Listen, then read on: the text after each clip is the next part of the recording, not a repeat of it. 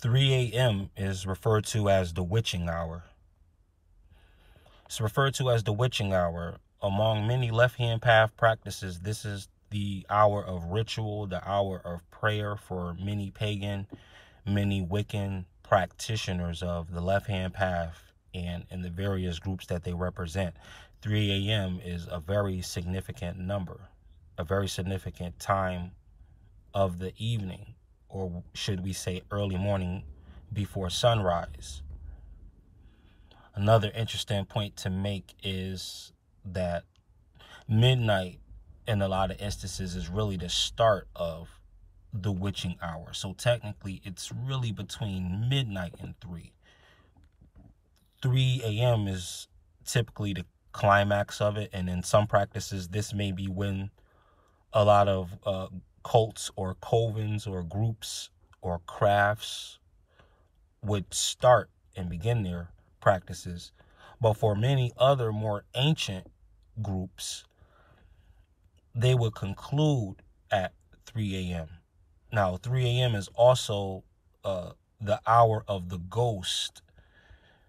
You want to connect this to the passage in the scripture where they said Jesus was walking on the water. Him walking on the water, this took place roughly after Legion was dispersed into the pigs after infesting the man from Gadara who lived in the tombs, amongst the tombs. And this was right on the heels of a storm being stopped by speech.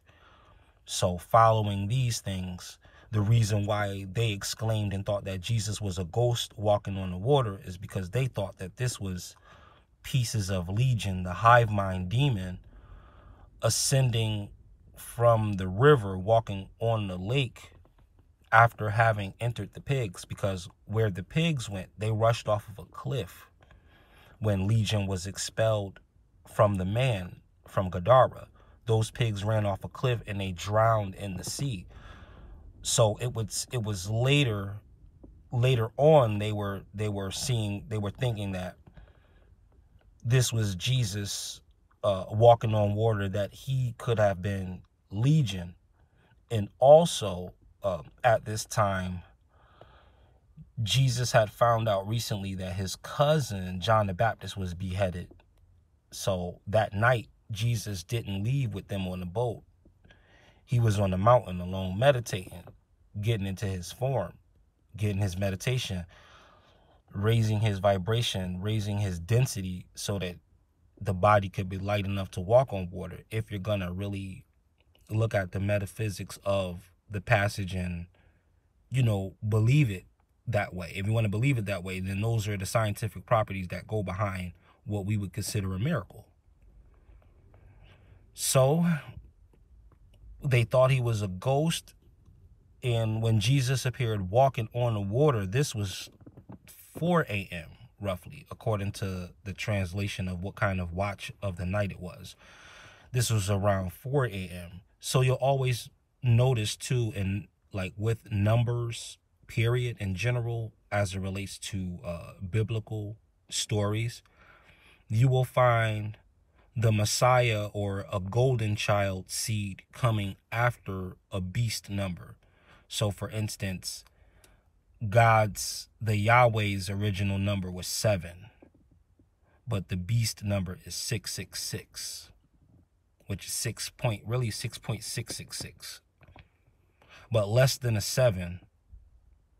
And so you also get a very similar numbering when you look into this entire mythos. So you have 3 a.m. being the witch's hour. That's the time of the ghosts, the spooks, the undead, right? The world of the dead, the realm of the dead, the underworld, 3 a.m. But then at 4 a.m., right, that's when you get Jesus walking on the water. So the divine number comes next after the beast. This is a staircase of evolution, actually. If you want to look at this on the 9th and 10th dimensional level, This is a stage. You look past all the characters, what they represent. This is a stage. You have to conquer your beast before you can step into your God.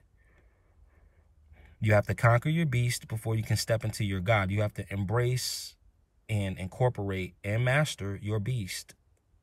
They even have a movie called Beast Master, where it was like an ancient warrior walking through like a modern day city, or I think that was the sequel.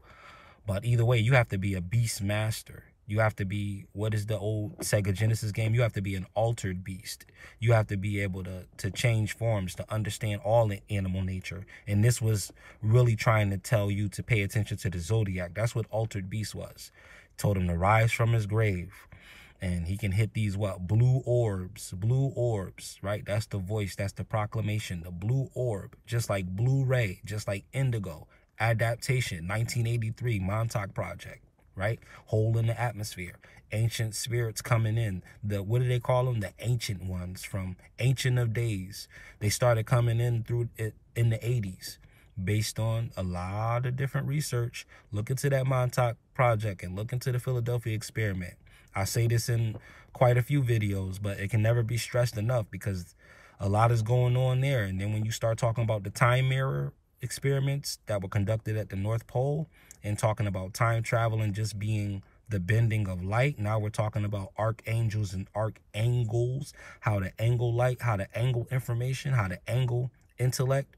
Now, if this sounds crazy to you, then you may not have looked at enough different schools of thought to blend together, because this is going to sound like pure madness to somebody who only has a basis of Abrahamic religions and maybe some trivialities here in different subjects, like maybe a little biology, a little chemistry, but very slight, very light.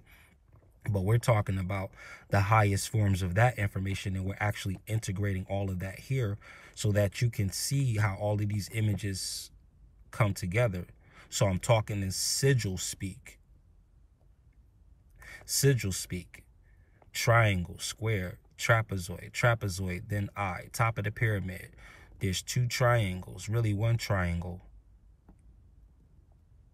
There's supposed to be a triangle at the top of that pyramid on the back of what? The currency, on the back of the dollar bill, the currency on the back of the flow on the paper. What is the flowing on the paper? The written word that lives, that flows from off the pages into the heart. This is the currency. This is the green man.